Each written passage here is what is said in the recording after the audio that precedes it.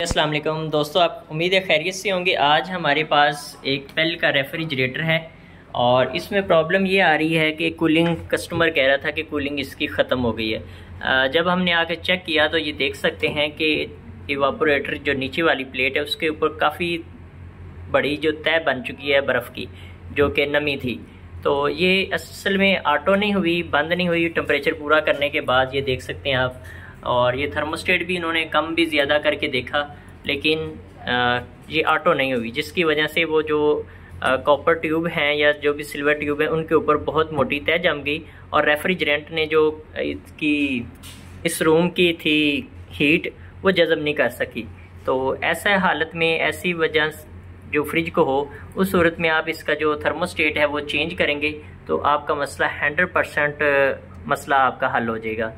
तो ये एक छोटा सा क्लिप था, वीडियो थी, मैंने कहा आप दोस्तों से शेयर करें। ऐसी हालत में फ्रिज हो तो इसका मतलब है कि कूलिंग तो अंदर कर रहा है लेकिन ऑटो नहीं हो रही, तो इस वजह से जो है मोटी मोटी तह जम जाती है और इसका हल है हम थर्मोस्टेट चेंज करते हैं। ये हमने ट्रे देख सकते हैं कि इसके अंदर अटकी हुई थी, जो कि हमने थोड़ी सी ज़ोर लगाया और निकाल लिए, और ये इसका है थर्मोस्टेट।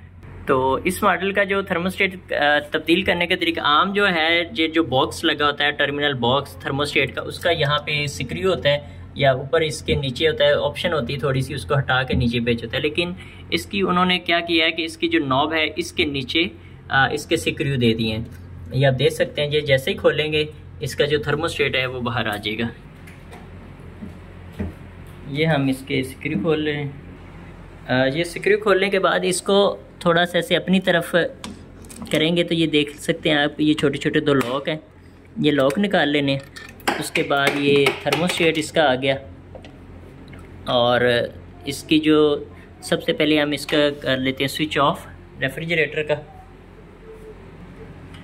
उसके बाद इसको यहाँ से ये जो इसका नट होता है इसको हम खोलेंगे तो ऑटोमेटिकली जो हमारा थर्मोस्टेट है वो पीछे हट जाएगा। ये देखें, हमने ये नट खोलना है, उसके जो पेच हैं वो खोलने से ऑटोमेटिकली ये बाहर आ गया। अब इसके ये कनेक्शन है, ये अर्थ की वायर है, ये इसकी मेन वायर है, ये वापसी कंप्रेसर की है और ये है हीटर की वायर। तो जिस तरह हम देखते हैं 4, 6 और 3 नंबर पे कनेक्शन होते हैं। इसके जो थिम्बल है ये हम उतार लेंगे।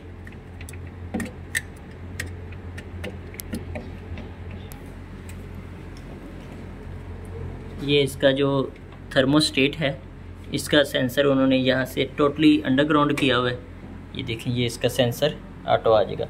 मोस्टली जो पुराने मॉडल की फ्रिजें थी उनका क्या होता है कि वो सामने जो प्लेट होती है वहाँ पे उन्होंने स्क्रू के ज़रिए टाइट किया होता है, लेकिन आजकल जितने भी मॉडल आ रहे हैं उन्होंने यहाँ से ही सारा अंदर भेजा होता है।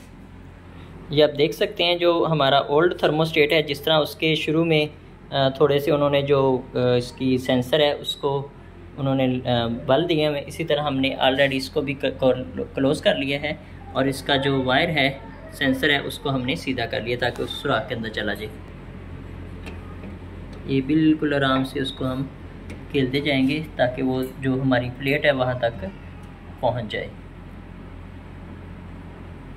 ये देखिए,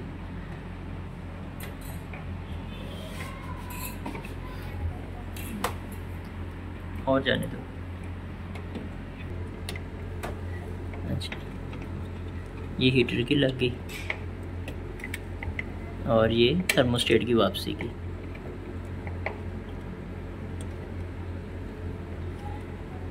ठीक, और अर्थ की। चलिए, अब इसको ज़्यादा इसको कोशिश करो कि इसके अंदर कनेक्शन करने के बाद हम इसका जो थर्मोस्टेट की फिटिंग का नट होता है वो लगा देंगे।